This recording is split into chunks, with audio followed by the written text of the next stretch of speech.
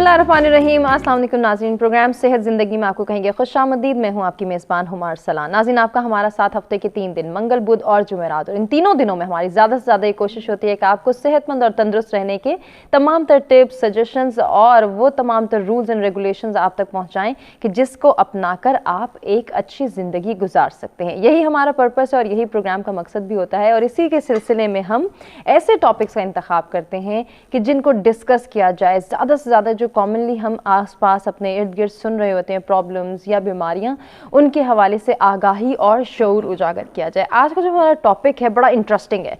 सबसे पहले तो वो हर घर का टॉपिक है, हम सबका टॉपिक है। और आजकल बहुत कॉमनली हम सुन रहे हैं कि हमारी जिल्द ख़राब हो रही है क्योंकि मौसम सरमा है, और ऐसे में जब सर्दी बढ़ती है, खुश्क सर्दी बढ़ती है, तो फिर स्किन पर इसके असरात नमूदार होते हैं। हमारी जो जिल्द, जो हमारा सबसे बड़ा ऑर्गन है, वो इससे खासा मुतासिर होता है। गो कि हमारी पूरी ज़िंदगी ही मौसम की तब्दीली के साथ मुतासिर होती है, या इसका एक ख़ास इम्पैक्ट हमारे ऊपर पड़ता है।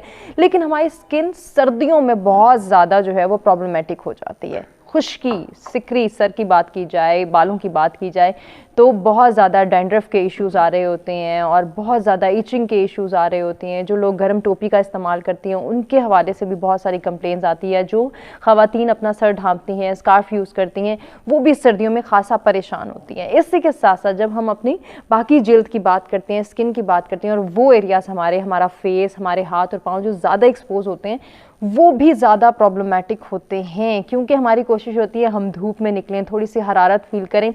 ऐसे में सन बाथ लेना क्या ये ठीक है या नहीं, और जो हमारे ऑर्गन्स मुतासिर हो रहे हैं, यानी कि हमारे जो पार्ट्स एक्सपोज हो रहे हैं, हमारे हाथ हैं, हमारे चेहरा है, हमारी गर्दन है, हमारे पाँव हैं, इनको हमने किस तरह से इनका ख्याल रखना है, इनकी हिफाजत को यकीनी बनाना है। बिलखुसूस मौसम सरमा में, यानी कि सर्दियों के मौसम में हमारी स्किन जो है वो ज़्यादा हिफाजत की मुंतज़िर होती है, और उसको इंतज़ार होता है कि हम उसकी थोड़ी सी एक्स्ट्रा नरिशमेंट करें, उसकी थोड़ी सी एक्स्ट्रा केयर करें, उसको थोड़ा सा एक्स्ट्रा हमने जो है वो मॉइस्चराइज करना होता है। कैसे कर सकते हैं? सबसे बड़ा सवाल यह है कि कौन सी प्रोडक्ट्स यूज़ करना हमारे लिए ज़रूरी है, कौन सी नहीं। सिर्फ एक मॉइस्चराइज़र का इस्तेमाल ही ठीक है, या फिर हम देखते हैं कि अगर हमारी स्किन टाइप बहुत ज़्यादा, हमारी जो स्किन है वो खुश्क है, बहुत ज़्यादा हम देखते हैं कि नॉर्मल से भी डाउन हो रही है, ड्राई स्किन का इशू है, तो फिर ऐसे में यकीनी तौर पर हमें ज़्यादा प्रॉब्लम फेस करनी है। हमें फिर कौन सी प्रोडक्ट्स का इस्तेमाल करना है, ऑयली स्किन वाले कौन सी प्रोडक्ट्स का इस्तेमाल करें, और वो अफराद जो ब्लेस्ड हैं, जिनकी नॉर्मल स्किन है, जिन्हें मौसमी असरात थोड़ा कम तंग करते हैं, उनके लिए कितना ज़रूरी है कि अपनी स्किन केयर को यकीनी बनाएं। और स्किन केयर के साथ साथ आज के प्रोग्राम में हम हेयर केयर पे भी बात करेंगे। बालों की हिफाजत भी बहुत ज़रूरी है। सर की जो जिल्द है, हम उसको थोड़ा सा इग्नोर कर देते हैं, क्यों करते हैं उस पर भी बात होगी, और उसकी नरिशमेंट कैसे हो सकती है, उसकी हिफाजत और उसका ख्याल कैसे रख सकते हैं, इस पर भी इन डिटेल गुफ्तगू करेंगे। लाइव प्रोग्राम है तो आप भी लाइव प्रोग्राम में पार्टिसिपेट कर सकते हैं। 0512321200, 0512321203 दोनों टेलीफोन लाइंस ओपन हैं। आप कॉल कर सकते हैं, पार्टिसिपेट कर सकते हैं, और हमारे एक्सपर्ट से जान सकते हैं कि मौसम सरमा में आप अपने जिल्द की हिफाजत को यकीनी कैसे बना सकते हैं।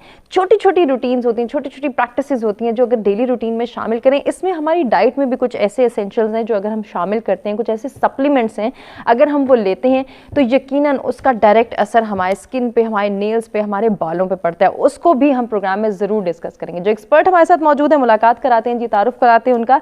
डॉक्टर मुबशिर डाहा साहब हमारे साथ मौजूद है, डर्मेटोलॉजिस्ट हैं। वेलकम करना चाहूँगी। अस्सलाम वालेकुम। Thank you very much madam. वालेकुम सलाम जी। कैसे हैं डॉक्टर साहब? खैरियत से हैं? आई एम गुड, अल्हम्दुलिल्लाह। अल्हम्दुलिल्लाह। कॉलर ने हमें ज्वाइन किया जी। अस्सलाम वालेकुम, कौन है हमारे साथ? जी वालेकुम सलाम मैडम। जी फरमाइएगा, क्या पूछना चाहेंगे?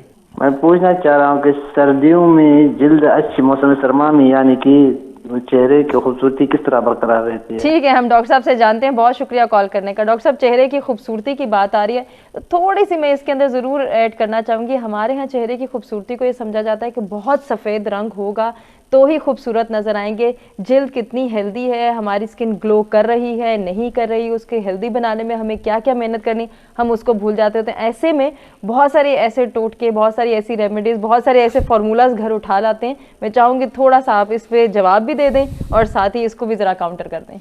पहले तो मैं इनको बता दूं, जो हमारे इन्होंने सवाल किया है कि जी कि अपनी स्किन को ना आप बेहतर कैसे करें या खूबसूरत कैसे करें। देखें, खूबसूरती का मतलब ये है कि जो आपकी एक्चुअल स्किन है या स्किन की हेल्थ है या स्किन का कलर है, टोन है, जिस फॉर्म में उसको हम लोग रिटेन करें। ठीक है, जो स्किन की हेल्थ है उसको हम प्रोटेक्ट करें। ठीक। सर्दियों में मतलब ये है कि सर्दियों में जो मौसमी असर आता है उससे जो स्किन ने डैमेज होना है हम उससे स्किन को बचाएं।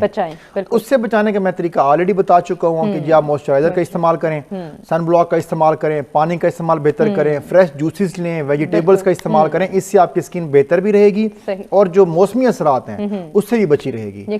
दूसरी बात आपने की है कि जो गोरा होने का बड़ा शौक है हमारे, और ये इंडो पाकिस्तान दोनों का मसला है। मतलब चूंकि हम लोग ये पूरे बरसगीर का ये इशू है कि हम गोरा होना चाहते हैं। पहली बात तो ये कि मैं सब लोगों को ये कहा करता हूँ, अभी भी कह रहा हूँ कि जी कि जो आपको कलर अल्लाह ताला ने दिया है वो सबसे खूबसूरत है। बिल्कुल ऐसे आप सारे लोग खूबसूरत हैं और जिस तरह की भी जिल्द का कलर आपको अल्लाह ताला ने दिया हुआ है वही सबसे बेहतर है। उसी को रिटेन भी करें, उसी की हिफाजत भी करें, उसी को प्रोटेक्ट भी करें। In spite of going to the आप जाएं कि जी कि आप रंग गोरा करना चाहते हैं या कलर से आप खुश नहीं हैं या सोसाइटी को खुश करने के लिए आप समझते हैं कि जी मेरा ये ब्यूटी स्टैंडर्ड है कि जी मैं गोरा हो जाऊंगा तभी एग्जिस्ट करूंगा या गोरी हो जाऊंगी तो मैं खूबसूरत लगूंगी। ऐसी बात नहीं है, आप ऑलरेडी खूबसूरत हैं। दूसरी बात यह है कि जो आपने सवाल किया कि लोग कोशिश करते हैं कि हम गोरा हो जाएं, डिफरेंट फार्मूलाज इस्तेमाल करते हैं, क्रीम इस्तेमाल करते हैं।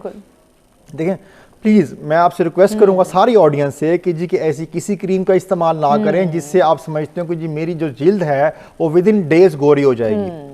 विद इन डेज ऐसे हमारे पास, मैं स्किन स्पेशलिस्ट हूँ, डर्माटोलॉजिस्ट हूँ, हमारे पास इवन कि मैं एस्थेटिक डर्माटोलॉजिस्ट हूँ, हम एस्थेटिक्स की प्रैक्टिस करते हैं। जो कॉस्मेटिक प्रोसीजर होते हैं सारे, हमारे पास ऐसा कोई फार्मूला नहीं है कि जिसमें हम कहें कि हम आपको विद इन डेज हम आपको गोरा कर देंगे। ठीक है, उसके लिए जो भी आपके लोकल लेवल पे या पेरिफ्रीज में या फिर आपके किसी होता क्या है जी कि फैमिली में से किसी ने, खाला ने, किसी चची ने, किसी कजन ने रिकमेंड कर दिया जी मैंने ये क्रीम इस्तेमाल की थी, इसका रिजल्ट बहुत अच्छा आया, आप ये भी इस्तेमाल करें। उनमें क्या होता है, उनमें स्टीरॉइड्स होते हैं। स्टीरॉइड्स आपकी स्किन को बुरी तरह डैमेज करते हैं, आपकी स्किन की हेल्थ को डैमेज करते हैं। तो आप अपनी खुदारा अपनी स्किन की हेल्थ को रिटेन करें, हेल्थ को बेहतर रखें।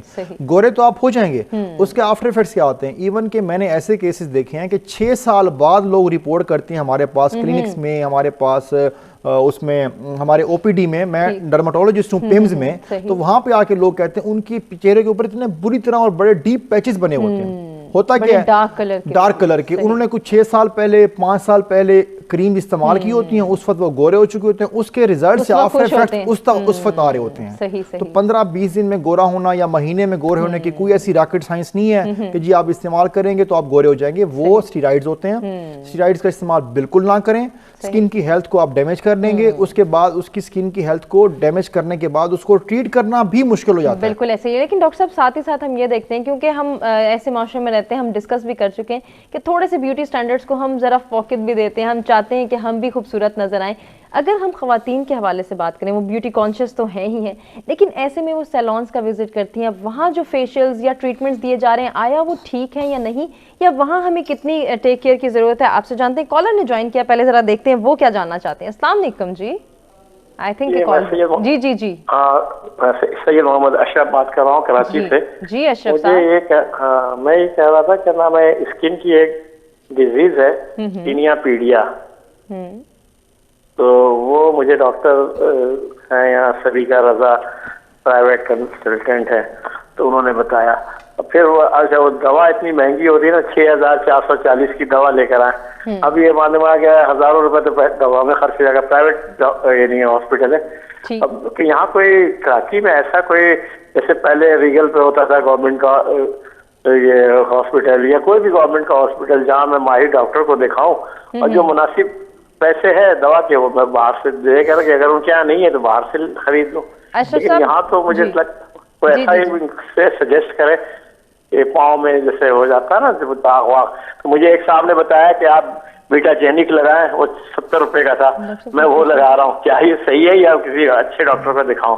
ठीक है अशरफ साहब, बहुत शुक्रिया कॉल करने का। प्रोग्राम देखते रहिए। हम डॉक्टर साहब से जान लेते हैं कि वो अगर आपकी रहनुमाई करें, कुछ सजेस्ट कर दीजिए, कुछ परेशान नजर आ रहे हैं। पहली बात तो यह है कि अशरफ साहब मैं आपको बताऊं कि ये टीनिया पीडिया नहीं है, ये टीनिया पीडिस कहते हैं इसको। ठीक है, ये होता क्या है कि ये फुट में, पाँव में जो फंगल इन्फेक्शन होती है इसको हम लोग टीनिया पीडिस कहते हैं। ठीक है। दूसरी बात यह है कि जो इन्होंने कहा ना कि बीटाजेनिक इस्तेमाल करें, तो प्लीज बीटाजेनिक इस्तेमाल बिल्कुल ना करें।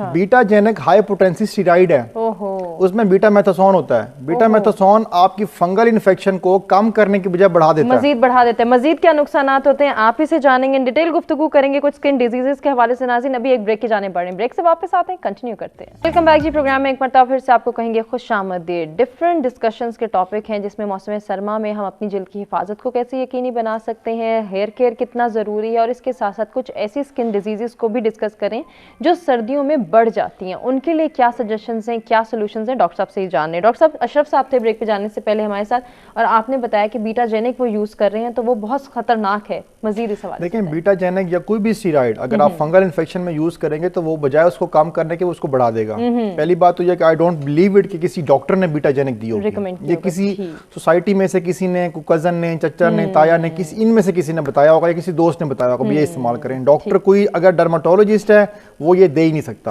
ठीक है। दूसरी बात ये है कि आप जो पाँव है उसको एक तो आप खुश्क रखें।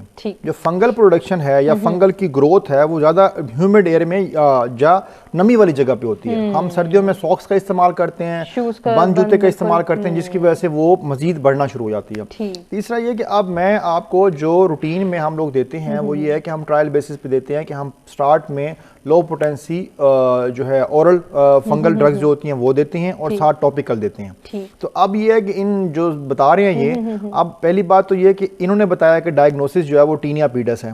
मैंने केस देखा नहीं है, पहली बात। दूसरी बात यह कि अगर टीनिया पीडस है तो उसके लिए लाजमी नहीं कि बहुत ही एक्सपेंसिव मेडिसिन है। ये पॉसिबिलिटी हो सकती है कि जिन डॉक्टर साहब ने देखा है ऑलरेडी रेजिस्टेंट केस हो, कुछ 4-5 साल की हिस्ट्री हो। जब हिस्ट्री बहुत पुरानी होगी तो फिर वो बहुत हाई पोटेंसी मेडिसिन देते हैं जो थोड़ी सी एक्सपेंसिव होती हैं, जो इन्होंने कहा जी वो एक्सपेंसिव थी। तो मेरा ख्याल है कि ये रीजंस होंगी।